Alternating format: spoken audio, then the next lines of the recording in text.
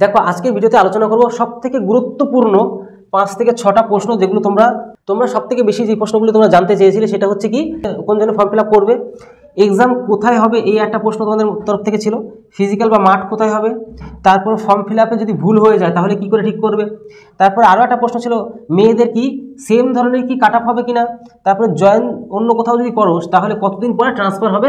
এই যে কটা প্রশ্ন সবথেকে গুরুত্বপূর্ণ, যেগুলো এই গুরুত্বপূর্ণ প্রশ্নগুলি তোমরা অনেকে জানতে চেয়েছিলে, তোমাদেরকে আজকে এই ভিডিওতে সমস্ত কিছু বলবো। তোমরা এই প্রত্যেকটা প্রশ্নের আজকে সমস্ত উত্তর পেয়ে যাবে। দেখো মেইনলি যেটা তোমাদেরকে বলছি যে আরআরবি মানে railway recruitment board group D 2025 গুরুত্বপূর্ণ কিছু প্রশ্ন যেটা তোমরা করো, প্রত্যেক দিন করো, আর এগুলো তোমাদের অবশ্যই জেনে রাখা দরকার। আর এটা সম্পূর্ণ নিউ আপডেট অনুযায়ী, মানে নতুন আপডেট অনুযায়ী যে সমস্ত পলিসি, সেই পলিসি অনুযায়ী তোমাদেরকে বলে দিচ্ছি। দেখো একদম প্রথম যে প্রশ্নটা তোমরা করেছিলে সেটা হচ্ছে কি, কোন জোনে ফর্ম ফিল আপ করবো। এই যে অনেকে তোমরা এখনো যে ফর্ম ফিল আপ করো নেই, তোমরা কোন জোনে ফর্ম ফিল আপ করবে। দেখো আমি আর বেশি ডিটেলসে যেতে চাচ্ছি না, মানে মোটামুটি এখনো পর্যন্ত যে সমস্ত জোনগুলো আমি দেখতে পেলাম যে এখনো সেফ জোন বা গ্রিন জোন, সেই জোনগুলির নাম তোমাদেরকে বলে দিচ্ছি। একটা তোমরা ধরে চলতে পারো, সেটা হচ্ছে কি মুম্বাই জোন। মুম্বাইয়ে দুটো জোন আছে, ঠিক আছে। মুম্বাই জোন এখনও পর্যন্ত গ্রিন জোন হিসেবেই আছে। মুম্বাই একটা হচ্ছে সেন্ট্রাল আর একটা হচ্ছে গিয়ে ওয়েস্টার্ন মুম্বাই, এই দুটো মুম্বাই তোমরা অ্যাপ্লাই করতে পারো। এর পাশাপাশি তোমরা যদি চেন্নাই জোনে অ্যাপ্লাই করতে চাও, চেন্নাই জোনে অ্যাপ্লাই যদি করতে চাও তাহলে সেখানে তোমরা অ্যাপ্লাই করে ফেলো। এর পাশাপাশি আরও একটা কথা তোমাদেরকে বলবো, তোমরা যদি গুয়াহাটি জোনে কেউ অ্যাপ্লাই করতে চাও সেখানে তোমরা কিন্তু অ্যাপ্লাই করতে পারো। এর পাশাপাশি আরও একটা তোমাদেরকে বলবো, সেকেন্দ্রাবাদও তোমরা যদি অ্যাপ্লাই করতে চাও তাহলে অ্যাপ্লাই করতে পারো।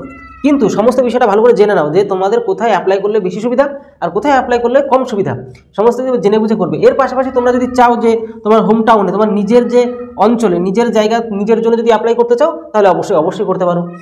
এবার তাহলে বুঝে নিতে পারলে যে তোমরা কোন জনে অ্যাপ্লাই করবে। যদি সেফ জোন হিসাবে যদি বলি তাহলে তোমাদেরকে এটা বলে দিলাম।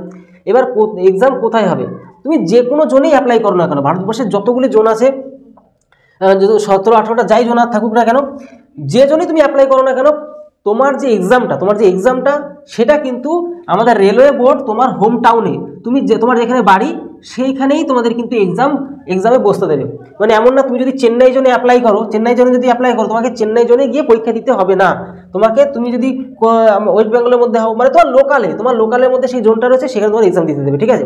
সেটা নিয়ে রেলওয়ে জোন একদমই তোমাদেরকে একদম বিষয়টা সম্পূর্ণ ক্লিয়ারভাবে বলে দিয়েছে যে তুমি তোমার বাড়ি যেখানে, সেখানে তোমাকে কিন্তু সেখানে যে জোনগুলো আছে সেখানে তোমার এক্সাম দিতে দেবে। তাহলে তোমরা ক্লিয়ার হয়ে গেলে, তাহলে তোমাদের আর কোনো এই বিষয় নিয়ে আর ভয় রইল না। তোমার এক্সামটা তোমার লোকালেই পড়বে, তোমার যেখানে সেন্টার পড়ে সেখানে তোমার কিন্তু এক্সাম দিতে দেবে, ঠিক আছে। কিন্তু এক্সাম তো তোমার দিতে দিচ্ছে, কিন্তু ফিজিক্যাল বা মাঠ কোথায় করবে।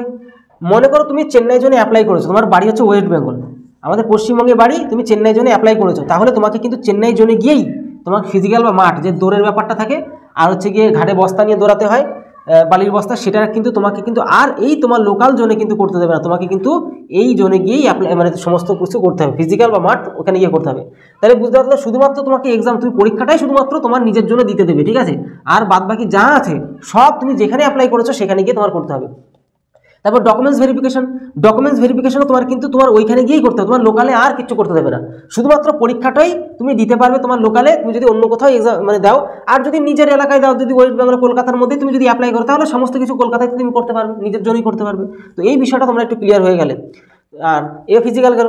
এবার ফর্ম ফিল আপে যদি ভুল হয়ে যায়, তবে কবে তোমরা অ্যাপ্লাই করতে পারবে, ঠিক আছে। এবার যেটা বিশাল গুরুত্বপূর্ণ বিষয়, যেটা কি, যে তুমি যদি ফর্ম ফিল আপ করতে করতে ভুল করে ফেলো, তুমি পরে দেখতে পাচ্ছ তুমি সাবমিট করে দিয়েছো, কিন্তু পরে দেখতে পাচ্ছ তোমার ভুল হয়ে গেছে, তাহলে সাথে সাথে সেটা কিন্তু ঠিক হবে না। সেটা আবার নির্দিষ্ট ডেট রয়েছে, কি তোমাকে কিন্তু 25 তারিখের, 25 মানে ফেব্রুয়ারি মাসে 25/2/2025 থেকে শুরু হবে এই ঠিক করার যে প্রসেসটা। কতদিন? 6 তারিখ পর্যন্ত, 6/3/2025 পর্যন্ত, মার্চ মাসের 6 তারিখের পর্যন্ত তোমার কিন্তু এখানে ভুল সংশোধন করার যে এডিট অপশানটা কিন্তু তোমার আসবে, তখন তুমি গিয়ে ঠিক করে নেবে। এবার মেয়েদের, গার্লসেরও কি কাট অফ সেম থাকে? এই প্রশ্নটা কিন্তু অনেকে তোমরা করো।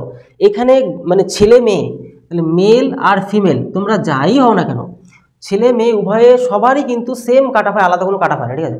অন্যান্য যেরকম পুলিশের পরীক্ষাতে, এসএসসি জিডির পরীক্ষাতে মেয়েদের আলাদা কাট অফ হয়, ছেলেদের আলাদা কাট অফ হয়, এখানে কোনো রকম আলাদা কোনো, সব কমন কাট অফ। তুমি ছেলে হোক বা মেয়ে হোক কিছু দেখতে যাবে না, তোমার ছেলেদেরও যা কাট অফ হবে মেয়েদেরও সেম। ছেলেরও যদি 60 নম্বরে পাস করায়, মেয়েদেরও 60 নম্বরেই পাস করাবে। তো এই হচ্ছে ব্যাপার। এবার জয়নিং, মনে করো তুমি চেন্নাই জোনে অ্যাপ্লাই করেছো, পাস করেছো, সেখানে তোমার জয়নিং তো করতেই হবে। এবার জয়েনিং করার পরে তুমি মনে করছো কলকাতায় আসবে, কলকাতা ট্রান্সফার করে চলে আসবে, তাহলে কতদিন পরে আসতে পারবে? এই জয়েনিং করার পরে তুমি যদি নিজের জন্য আসতে চাও ট্রান্সফার করে, তাহলে এর পলিসিটা কি? এর পলিসিটা হচ্ছে তোমাকে কিন্তু যেখানে তুমি ধরো চেন্নাই জনেই কাজ করা শুরু করলে, ঠিক আছে, জয়েনিং হলে কমপক্ষে কমপক্ষে 2 বছর তোমার সেখানে কাজ করতেই হবে। 2 বছর কাজ করার পরে তুমি অ্যাপ্লাই করবে। অ্যাপ্লাই করতে করতে হয়তো আরও 1-2 বছর 2 বছর লাগতে পারে সেটা অ্যাপ্রুভ হওয়ার জন্য, বা দেখবে সত্যি কি সেখানে কোনো মানে কেউ আছে কিনা ট্রান্সফার করার মতন। এই সমস্ত প্রসেস করতে করতে ধরে নাও 3 থেকে 4-5 বছর সময় কিন্তু তোমার লেগে যাবে ট্রান্সফারের জন্য, ঠিক আছে। তো এই হচ্ছে ব্যাপার, সমস্ত কিছু তোমাদেরকে যা যা তোমাদের সবথেকে গুরুত্বপূর্ণ যে সমস্ত কোয়ারিজগুলো ছিল আমি সম্পূর্ণ আলাদা ভিডিও হিসেবে তোমাদেরকে বলেও দিলাম। তো ভিডিওটি যদি তোমরা, আর অনেকেরই এই সমস্ত ডাউটগুলো আছে, বন্ধুদের কাছে শেয়ার করে দাও, অনেকে জানে না এই বিষয়গুলো। আর এমন ধরনের হেল্পফুল ভিডিও পেতে অবশ্যই আমাদের চ্যানেলকে সাবস্ক্রাইব করে বেল আইকনটি প্রেস করে রাখো। তাহলে ভিডিওটি আজকে এলো, তো সবাই ভালো থেকো, সুস্থ থেকো, জয় হিন্দ, জয় ভারত।